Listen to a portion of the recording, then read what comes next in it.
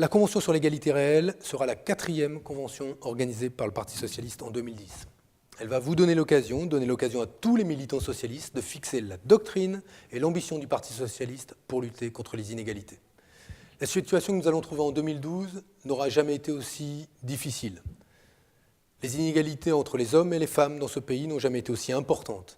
Les inégalités entre les catégories sociales se sont creusées comme jamais. Et simultanément, tous les instruments de lutte contre les inégalités ont été affaiblis par la droite. Il faudra donc dire quelles sont les marges de manœuvre nouvelles que nous allons trouver et chercher pour lutter concrètement contre ces inégalités qui minent aujourd'hui la cohésion sociale en France. Ces marges de manœuvre, nous les connaissons. C'est bien sûr la réforme fiscale pour contribuer à ce que l'État ait davantage d'argent et qu'il soit ainsi plus efficace à lutter contre les inégalités. Mais ça ne suffira pas.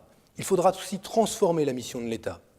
Abraham Lincoln disait « Si vous trouvez que l'éducation coûte cher, essayez donc l'ignorance ». Nous voulons élever le niveau d'éducation et le niveau de qualification des Français. Nous voulons donc un État plus prévoyant, qui prévienne davantage les inégalités plutôt qu'il ne soit contraint de les réparer, parce que ça coûte plus cher.